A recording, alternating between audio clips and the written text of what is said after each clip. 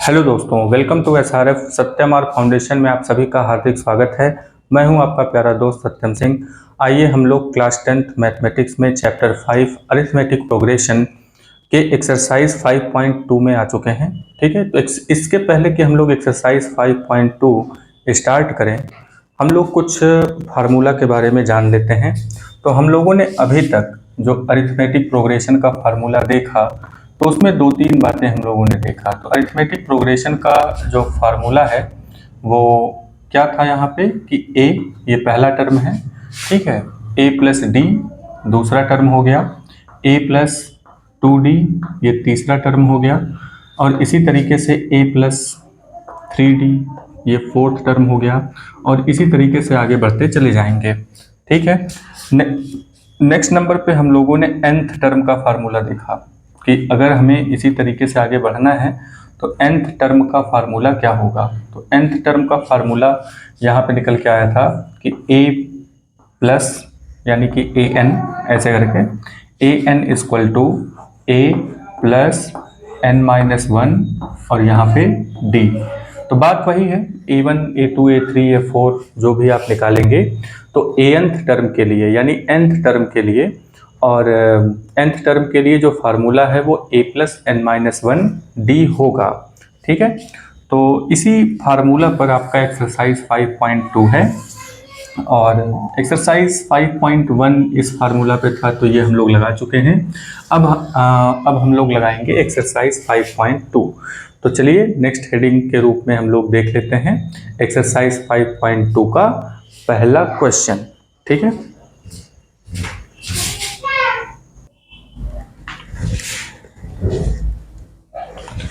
चलिए दोस्तों, तो ये पहला क्वेश्चन यहाँ पे दिया हुआ है, एक्सरसाइज 5.1 का है। 5.2 का एक्सरसाइज है, तो क्वेश्चन नंबर 1 है कि find the blank in the following table given that a is the first term, d is the common difference and an is the nth term of the ap। तो यहाँ पे ये table दिया हुआ है आपके क्वेश्चन में। इसमें आपको कुछ वैल्यूज दी गई हैं और जहाँ पे ब्लैंक है वहाँ पे वो वैल्यू आपको फिल करनी है।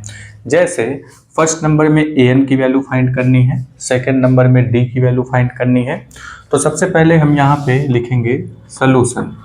ठीक है, तो सॉल्यूशन में फर्स्ट नंबर क्वेश्चन यहाँ पे लिखते हैं और पहली हेडिंग डालते हैं गिवन की। तो क्या क्या चीज़ें यहाँ पे दी गई हैं पहले उसको लिख लेते हैं। a equal to 7, d equal to 3, n equal to 8।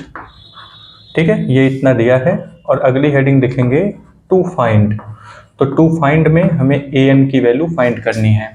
तो अब यहाँ पे हम nth टर्म का फार्मूला लगा देंगे। तो an इक्वल टू कितना होता है, a प्लस n माइनस 1 और यहाँ पे d।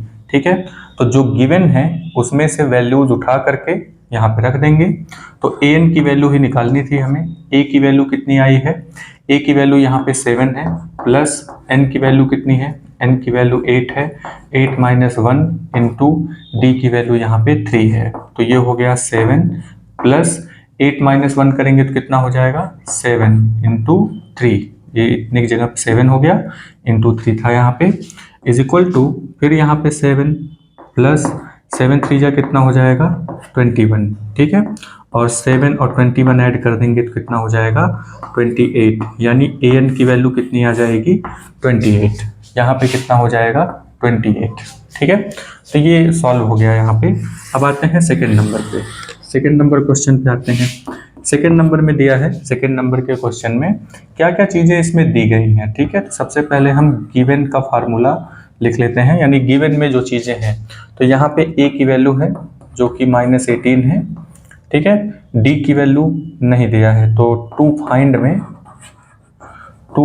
में हमें d की वैल्यू निकालनी है। तो a की वैल्यू -18 दिया है, n की वैल्यू दिया है, n इक्वल टू 10 दिया है, और an इक्वल टू 0 दिया है, an इक्वल टू 0।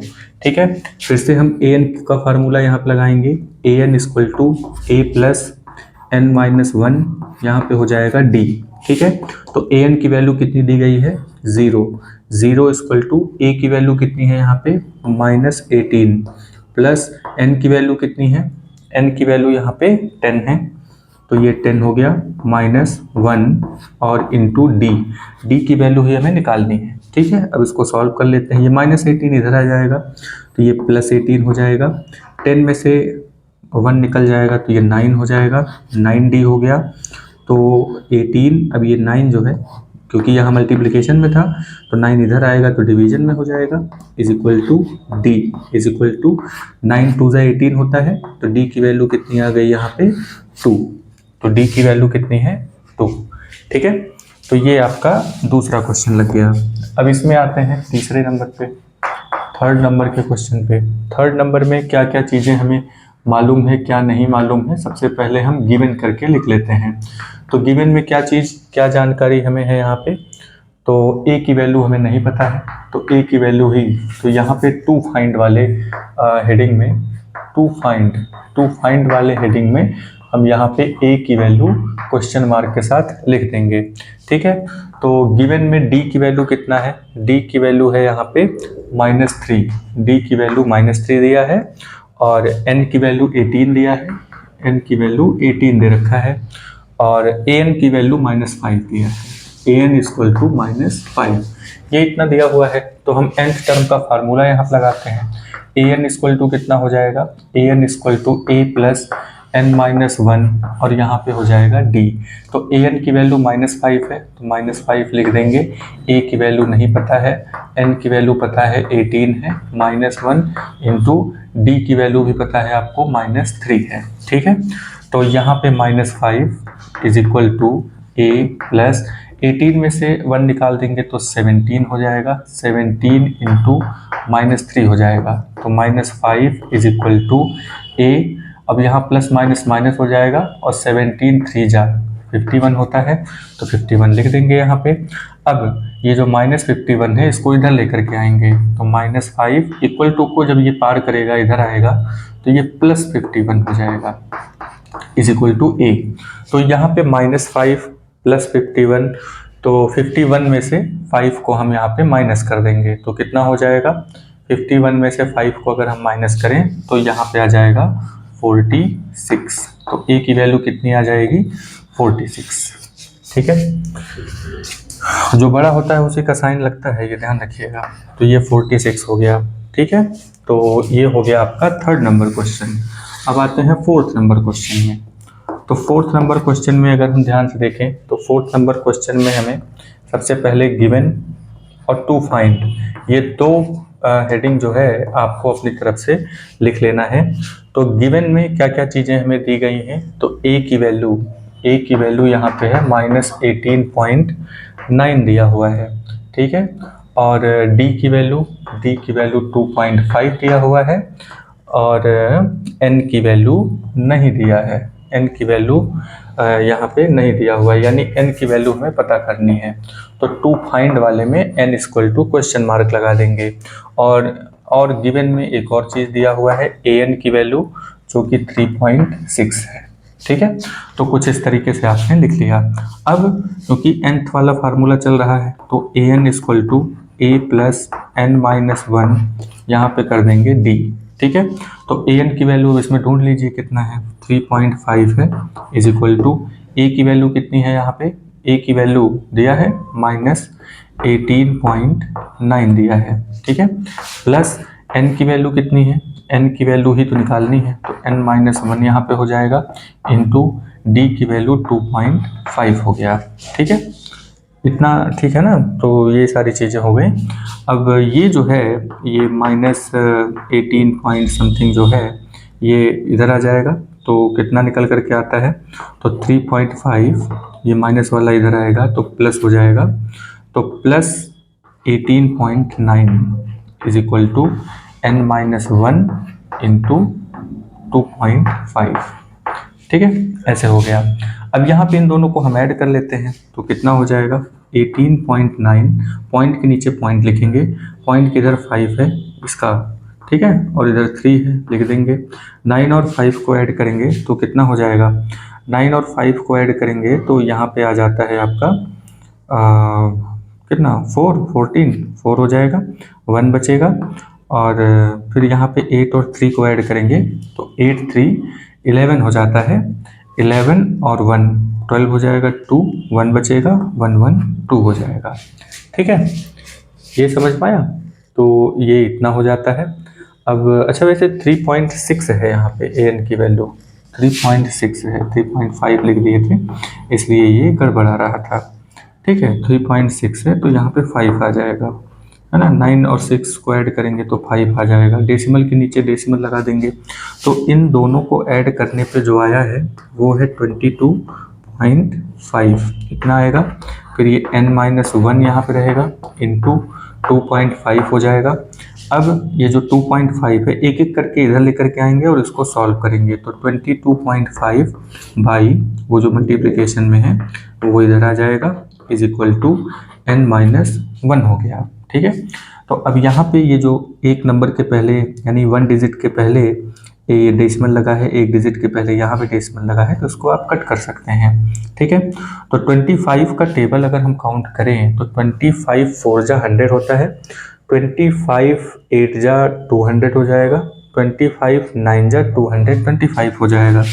तो 25 से ये कैंसिल हो गया 9 टाइम में, तो n-1 यहाँ पे दिया हुआ है, ये 1 इधर आता है तो प्लस में हो जाएगा, 9 + 1 equal to n is equal to यहाँ पे आता है 10, यानी कि n की वैल्यू कितनी आ गई 10, तो यहाँ पे हो जाएगा 10।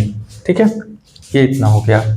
अब चलिए 5th नंबर के क्वेश्चन को लगा लेते हैं इसी तरीके से। तो यहाँ पे 5th नंबर में सबसे पहले हम लिखेंगे गिवन। तो गिवन में क्या क्या चीज़ें दी गई हैं इसमें, गिवन में a की वैल्यू दिया हुआ है 3.5, ये इतना दिया है, d की वैल्यू दिया है, d की वैल्यू दिया है 0, n की वैल्यू दिया है 105, n की वैल्यू 105 है। और टू फाइंड में लिख लेते हैं, तो टू फाइंड में हमें an की वैल्यू निकालनी है, तो an equal to question mark लगा देंगे। फिर यहाँ पे an का फार्मूला लिखेंगे, an equal to a plus n-1 in bracket और यहाँ पे लगा देंगे d। ठीक है, तो an का ही निकालना है तो ये ऐसे ही रहेंगे। तो a की वैल्यू कितनी है यहाँ पे 3.5 है, प्लस n की वैल्यू कितनी है 105 माइनस 1 इंटू डी की वैल्यू कितनी है, d की वैल्यू है 0, d की वैल्यू कितनी हो जाएगी 0, is equal to an is equal to 3.5। और ये जो इतना हिस्सा है, किसी भी चीज़ में 0 का मल्टीप्लिकेशन करते हैं तो पूरा का पूरा 0 हो जाता है, यानी कि ये जो ब्रैकेट वाला हिस्सा है वो 0 हो जाएगा। तो यहाँ पे आता है 3.5, तो a की वैल्यू कितनी आ जाएगी 3.5। तो यहाँ पे ये जो खाली जगह है यहाँ पे आप 3.5 नोट कर दीजिए। ठीक है, तो ये पहला क्वेश्चन आपका सॉल्व होता है। किस फार्मूला पर ये चल रहा था, एक बार फार्मूला फिर से लिख लेते हैं। nth टर्म, कौन सा फार्मूला है ये, nth टर्म का फार्मूला है, यानी कि an equal to a plus n-1 d। ठीक है, यही फार्मूला चल रहा है, तो इसको ध्यान में रखेंगे और इसी के बेस पर आगे के क्वेश्चन भी लगेंगे। ठीक है, तो इसको आप नोट कर लीजिए। ये क्वेश्चन कंप्लीट हुआ पहला वाला। अब हम लोग आते हैं सेकंड नंबर क्वेश्चन में, देखते हैं कि उसमें क्या पूछ रहा है और यही nth टर्म का फार्मूला लगाएंगे और उसे सॉल्व करेंगे। ठीक है,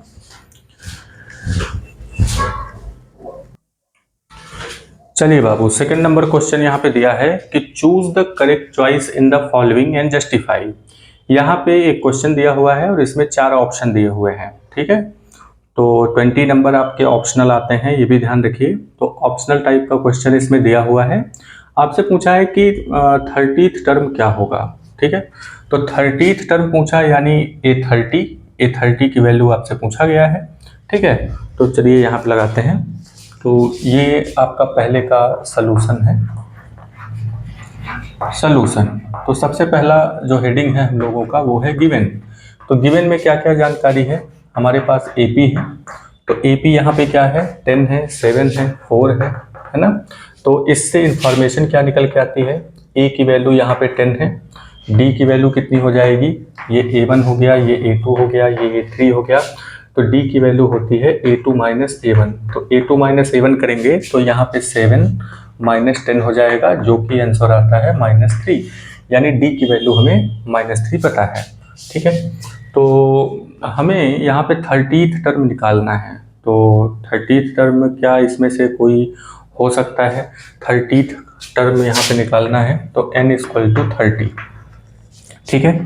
और टू फाइंड में हमें क्या करना है? तो टू फाइंड में हमें an की वैल्यू निकालनी है, यानी A30 की वैल्यू निकालनी है।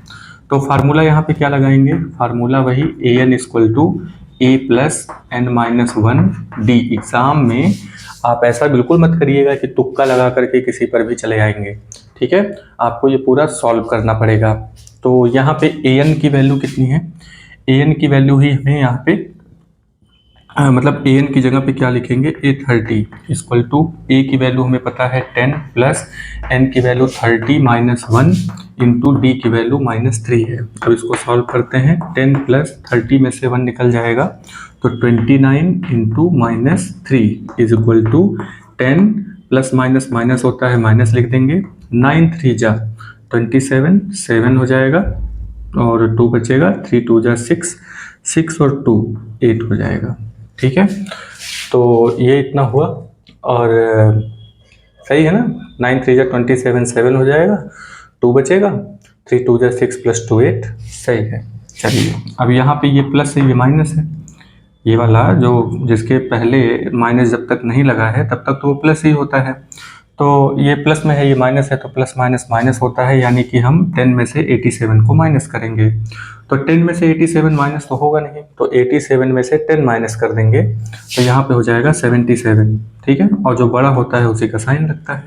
तो यहाँ पे -77 जो ऑप्शन होगा उस पर आपको टिक लगा देना है, यानी कि ऑप्शन नंबर सी पहले में, यानी दूसरे क्वेश्चन के पहले पार्ट में ऑप्शन नंबर सी -77 इसका आंसर होगा, ठीक है। चलिए नेक्स्ट नंबर पे आते हैं। अब इसको यहाँ पे ये क्वेश्चन दिया हुआ है, चलिए देखते हैं इसको। तो 11th टर्म आपसे पूछा हुआ है। 11th टर्म बताइए आप द AP, ठीक है। तो 4 ऑप्शन यहाँ पे दिए हुए हैं। तो सबसे पहले हम यहाँ पे लिख लेते हैं सॉल्यूशन, ये वाली हेडिंग डालेंगे सॉल्यूशन। और इसके पहले मतलब इसके बाद हम लोग गिवन वाली चीज़ें लिख लेंगे। तो हमारे पास AP यहाँ पे दिया ही हुआ है, तो सबसे पहले हम यहाँ पे क्या लिख लेते हैं? A की वैल्यू। तो A की वैल्यू कितनी है? -3।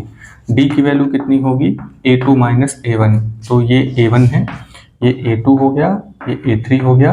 तो A2 - A1 करेंगे तो कितना हो जाएगा? -1/2 और -3, कुछ ऐसा। अब इसको सॉल्व करते हैं तो कितना आता है? -1/2 का -1/2 ही लिखेंगे, माइनस माइनस प्लस हो जाएगा, यहाँ पे 3 हो जाएगा, ठीक है। और = 3 2 जा 6 हो जाएगा, तो -1 + 6/2 प्लस माइनस माइनस होता है, 6 में से 1 निकाल देंगे तो 5/2। तो कितना आंसर आ गया? 5/2। तो डी की वैल्यू हमारे पास इसकी जानकारी है। और यहाँ पे हमें 11th टर्म निकालना है, यानी n की वैल्यू 11, ये भी जानकारी है। तो अब यहाँ पे टू फाइंड, तो टू फाइंड में हमें A11 की वैल्यू निकालनी है, तो ये क्वेश्चन मार्क में लिख देंगे। अब यहाँ पे nth टर्म का फार्मूला लगाएंगे, तो an = कितना हो जाएगा? an = a + n-1, यहाँ पे हो जाएगा d। तो an की वैल्यू, an की जगह पे हम A11 लिख देंगे। अब A11 के लिए सारी चीज़ें यहाँ पे लग जाएंगी। a की वैल्यू -3 है, प्लस n की वैल्यू कितनी है? 11 -1 इंटू d की वैल्यू कितनी आई है? 5/2, ठीक है। तो =-3 प्लस 11 में से 1 निकल गया तो 10 आया, 10 इंटू 5/2 हो जाएगा। तो 2 से देखिए ये 5 टाइम कट गया, 2 5 जा कितना होता है? 10 होता है, 5 5 जा कितना हो जाएगा? 25। तो -3 प्लस 5 5 जा 25, ठीक है, =। अब यहाँ पे प्लस माइनस माइनस होता है, तो 25 में से 3 को निकाल देंगे, तो 25 में से 3 निकालेंगे तो 22 आएगा, और जो बड़ा होता है उसी का साइन लगेगा। तो ये प्लस है, ठीक है, तो 25 प्लस है तो प्लस का ही साइन लगेगा। ये समझ में आया? तो कभी कभी एग्ज़ाम में ऐसा भी दे देता है कि जैसे एक बार +22 दे दिया और एक जगह -22 दे दिया। अब वहाँ पे कन्फ्यूज़न हो जाती है कि प्लस वाला 22 होगा या माइनस वाला 22 होगा। तो अगर आप इसको सही से, साइन को अगर सही से रखते हैं तो यहाँ पे इसका आंसर सही आएगा। तो ये +22 ऑप्शन बी पर आप टिक लगा देंगे तो 2 नंबर आपका यहाँ से फिक्स हो जाएगा, यानी कि 2 नंबर आपको मिल जाएगा। ठीक है, तो ये 2 क्वेश्चन हो गए हैं, 2 क्वेश्चन एक्सरसाइज 5.2 से। अब इसके आगे के क्वेश्चन आपको कल मिलेंगे, कल इसको सॉल्व किया जाएगा। आज के लिए इतना ही, मिलते हैं नेक्स्ट पार्ट में। आप वीडियो पे बने रहिए, लाइक करिए, सब्सक्राइब करिए और दूसरों से भी सब्सक्राइब करवाइए, ज़्यादा से ज़्यादा सब्सक्रिप्शन करवाइए और आप वीडियो पे बने रहिए। आप धीरे धीरे चीज़ों को सीख जाएंगे बहुत बेसिक तरीके से।